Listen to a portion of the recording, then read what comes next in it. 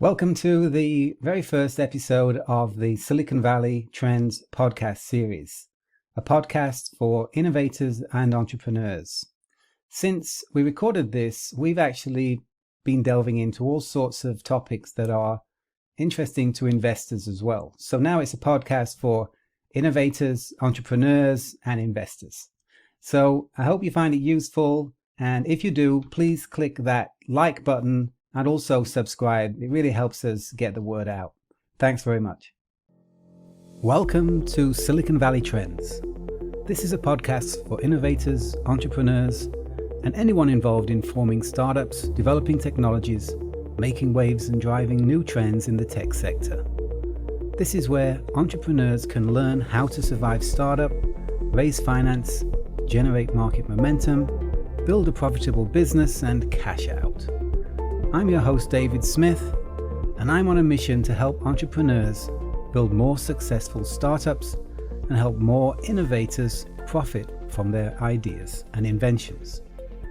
This crusade is going to involve providing innovators and entrepreneurs with information, education, advice, guidance, and practical hands-on support through a range of initiatives, including this free podcast series. In this first episode, I thought it would be useful to introduce myself and give you some insights into what we're going to be doing in the coming years to help the people that put their ideas, money, and careers on the line to drive change in Silicon Valley and the tech sector. I myself have formed more than a dozen tech startups, mostly in Silicon Valley. The first couple of startups didn't survive, although they developed some killer products.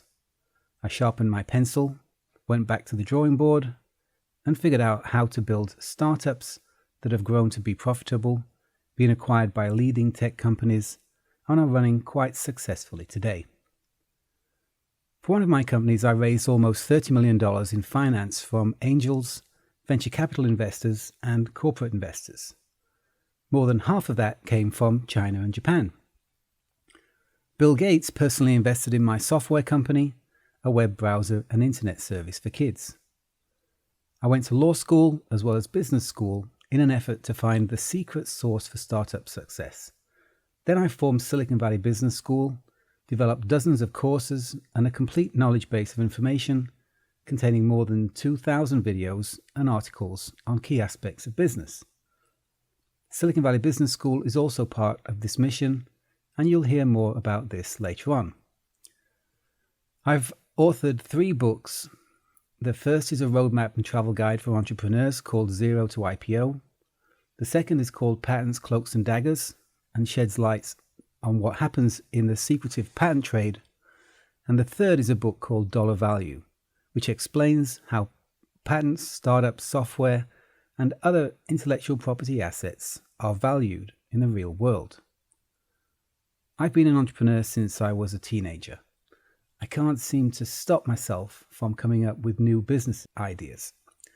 For people like me, entrepreneurship is like an incurable disease. I seem to have had it my whole life, even during a 4-year period when I was recruited by Apple. While working at Apple, on the side, I started a real estate business and a retail business.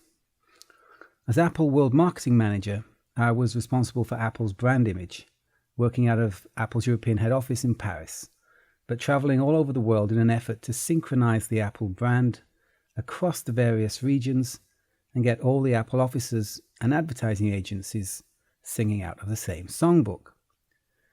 In a moment of what might appear to be pure insanity, I decided to leave one of the best jobs with the best stock options and the best benefits in the world to go back to being a serial entrepreneur. For me, it was all about independence. I'd rather be driving my own car than be a passenger on Apple's enormous ship. I brought my startup to Silicon Valley and moved here permanently more than 25 years ago, hoping to plug into a sophisticated ecosystem that provided clear guidance and support for entrepreneurs like myself.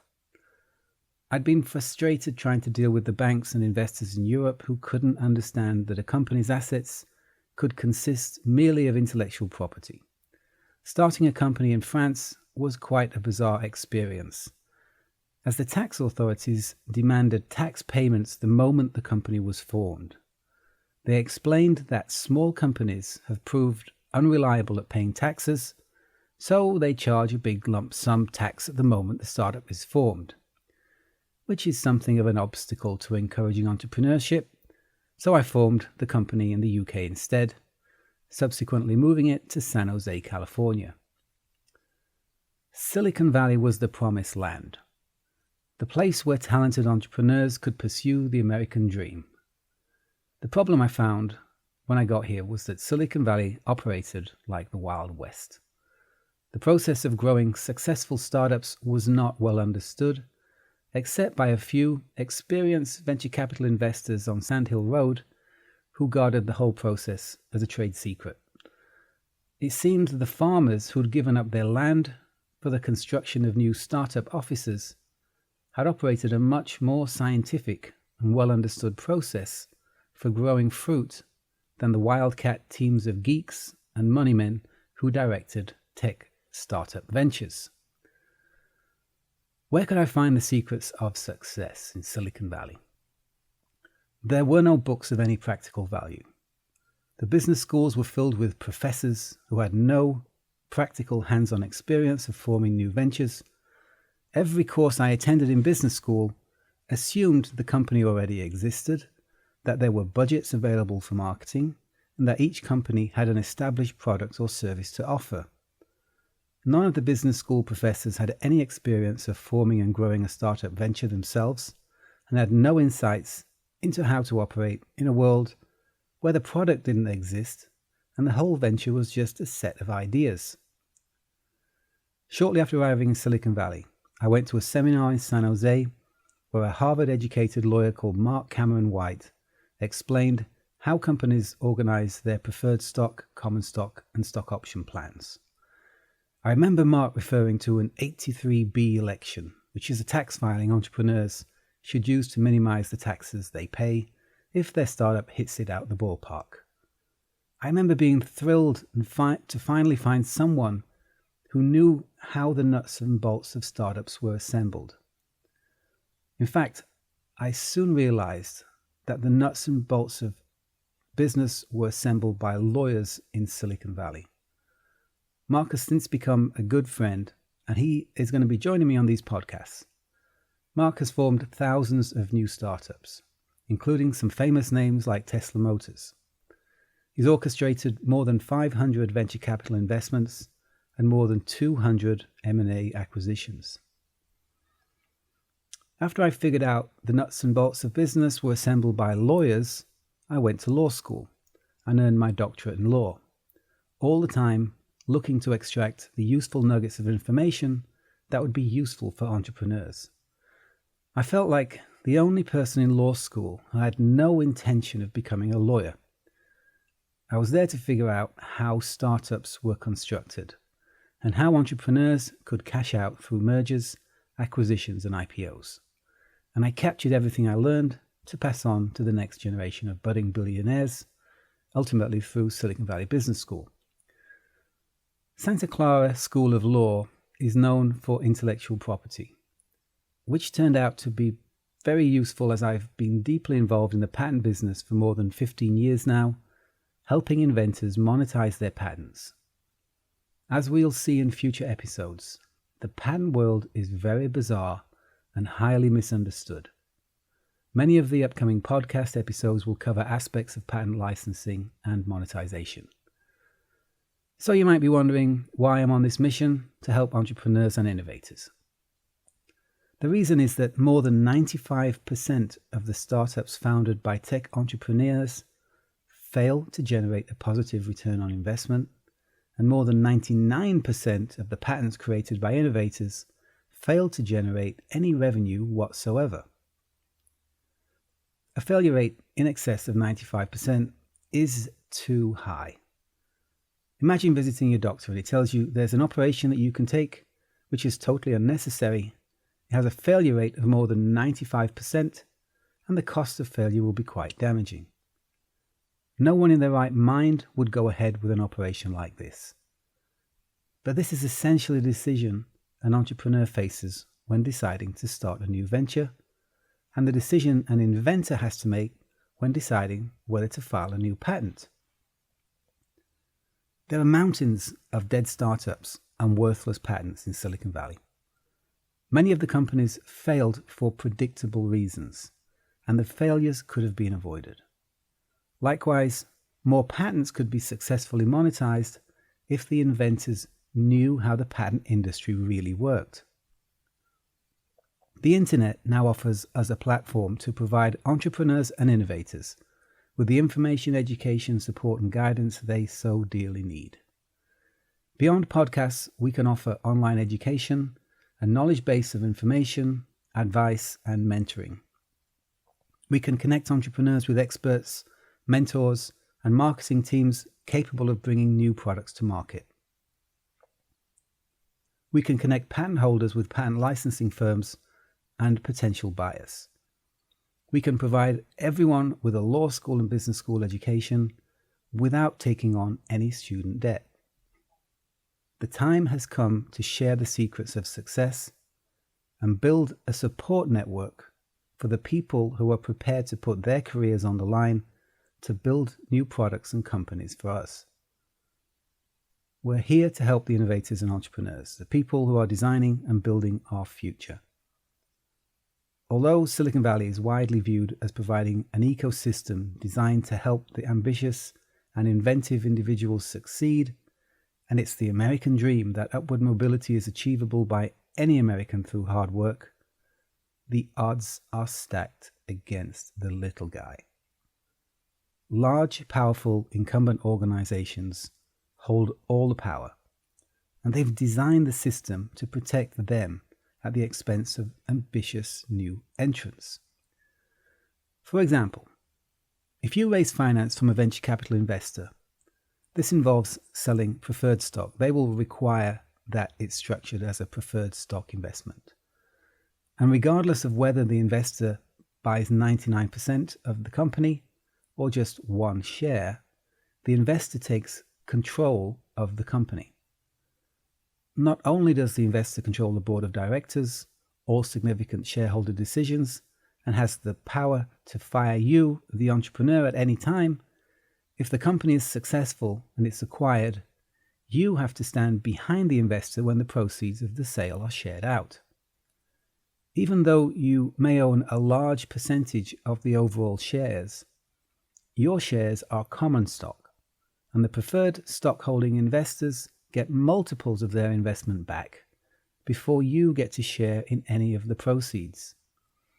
It's not unusual for all the proceeds of a company sale to go to the investors and for the entrepreneur to earn nothing at all when the company is sold.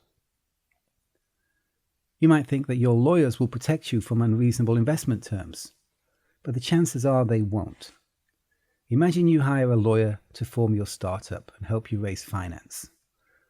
This is something lawyers do quite well in Silicon Valley, but you might not realize that the lawyer represents the company, not yourself. Unless you hire a second lawyer to act in your own personal interests, which entrepreneurs never do, you'll find that the lawyer is representing the company and effectively working for the investors. Think about it. If you're a lawyer in Silicon Valley and all your business over several decades comes from venture capital-backed startups, are you going to do anything to upset the investors? The lawyers hired by entrepreneurs to represent startups are acting in the interests of investors, and they have little incentive to act in the interests of the entrepreneur. This is one of the reasons why venture investment terms are not exactly designed to protect the entrepreneur or help the entrepreneur cash out when the company is sold.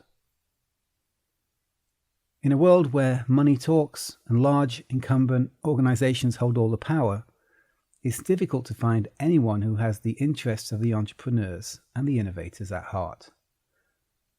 If you come up with a fabulous new invention, you file a patent, you get the patent granted after several years of prosecution before the patent office, and then you find that the invention is being infringed in the market, so you approach the infringer and suggest they pay you a royalty fee. You'll likely find that the company tells you that you have to hire a team of lawyers and sue them before you get any response to your request. Merely because you sent an email requesting a license royalty, the company could decide to sue you, and this happens all the time. When you get to court, you'll find that the company demonizes you as a patent troll, tells the court you're a liar, you stole the invention from someone else, and provide many reasons why you're a bad person and your patent is no good. If you don't have an army of lawyers and a war chest of funds behind you, large corporations will go ahead and infringe your patent for as long as they like, without paying you a dime. If you approach them, however friendly, they'll threaten to make you liable for all the legal fees they incur when they attack you in court. As the result of lobbying, fake news about patent trolls, and unlimited budgets to influence Washington, large corporations have managed to change the patent system in their favor in the last several years. Now the Patent Office collects fees from inventors to file patents, then collects maintenance fees from inventors to maintain patents, then collects fees from large corporations to kill the same patents when royalties are requested from infringers. The odds are stacked against the innovator and the entrepreneur. What we're doing with this podcast and other initiatives is trying to reverse the trend by providing information, education, support, and guidance for the people who are taking the risk to build our future. A study found that 46% of businesses fail due to incompetence, 30% due to lack of managerial experience, and the rest were generally attributed to lack of general experience, natural disasters, and neglect. I've seen the lack of experience and business acumen myself. One startup I was asked to advise was run by a seasoned Silicon Valley entrepreneur who'd successfully sold a business in the past and had raised more than $1 million for this new software venture, which had spent all the money and wasted 18 months developing software that was already available from competitors in the market. The founding team had not taken the time to run a simple online search to check if their radical new idea was in fact already on the market before they started the new venture. They didn't look for competitors, so they didn't find any. In this case, the company had to be shut down within 2 years of starting up. It didn't even get close to releasing its software product and simply shut up shop after finding it was reinventing the wheel. Another company I found myself helping had not bothered to pay any taxes for a couple of years. We managed to cut the costs and turn the business around, but the tax issue was difficult to escape and ultimately forced the company to close. The tax authorities added fines onto fines, added interest onto that, and the business was crippled because the entrepreneur had decided to ignore letters from the IRS. Sweeping tax issues under the carpet is not uncommon. I've come across several startups that have thought the tax rules didn't apply to them. And it's fair to say these are not the types of companies that survive more than a few years. Budding entrepreneurs are often enticed to take the risk of starting a new business by encouraging slogans like, "Build it and they will come," "You can do it," "Follow your dream," "You can do whatever you put your mind to." In the real world, these slogans should be rewritten to say, "Build it and they will come," if what you've built is a reliable product that the customer needs and you're able to spread the word and reach your audience without breaking the bank. You can do it if you've done your homework and learned all the necessary skills. Follow your dream, but make sure you're prepared for the journey. You can do whatever you put your mind to, so long as you've prepared carefully and it's within your skill set. So here's an idea as to how we can dramatically increase the startup success rate. What if we show people just what it takes to start a new business and get it off the ground? Then we encourage them not to start a new business until they're ready. If we can stop the incompetent, inexperienced, unprepared individuals from forming new businesses, we could likely cut the failure rate by half The problem is that they don't know what they don't know. And all the startup stories they hear in the news seem to have a happy ending. Yes, there are successful entrepreneurs in Silicon Valley. However, do you know the average age of an entrepreneur that successfully forms a startup that reaches an exit, like a sale of the company? It's a lot higher than you think. The average age of a successful entrepreneur, measured at the time the new venture was formed, is 47 years old. It's experienced, battle-scarred entrepreneurs with an average age of 47 who are most likely to survive the startup process and cash out. The concept of the successful young entrepreneur is mostly a myth. There's a lot to learn before you have a good chance of making a success from a startup venture.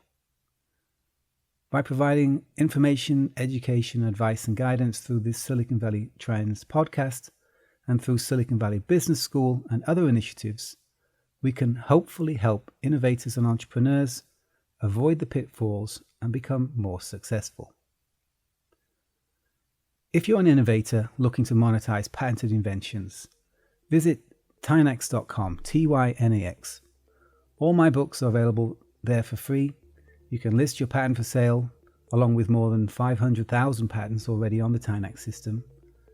You can also find courses on patents and intellectual property, patent strategies, valuation, and all aspects of civil procedure in the federal courts that you're going to need to know your way around if you're going to be licensing and therefore litigating your patents. You can find all this on the Silicon Valley Business School website at svbs.co. We've tried to make the materials as widely accessible as possible, so the cost of access to the knowledge base on all these courses is just $25 a month. If you're an entrepreneur, the Silicon Valley Business School website is where you'll find a complete knowledge base and extensive courses on all aspects of entrepreneurship. There are courses on business organizations, raising finance from investors, marketing, sales, mergers, acquisitions, IPOs, business development, and many more topics. If you're an entrepreneur looking for help building your investor pitch deck or marketing your product, we can help you at redrooster.media. We'll be announcing some exciting new initiatives in future episodes. I hope you can join this mission to help innovators and entrepreneurs, and we can start a trend that leads to more innovations reaching customers and more successful startup ventures. I realize today that you've only heard my voice, but in this podcast series, we'll be talking to Silicon Valley's movers, shakers, and deal makers. We'll get the inside story on what's happening and how business really works in Silicon Valley and the tech sector. I hope you'll join us for future podcasts. Don't forget to subscribe so you get new episodes as and when they're released. And please rate us on your podcast player, as this will help us get up the rankings, where more people will be able to find us. That's it for today. Hope you tune in to the next Silicon Valley Trends, the podcast for innovators and entrepreneurs.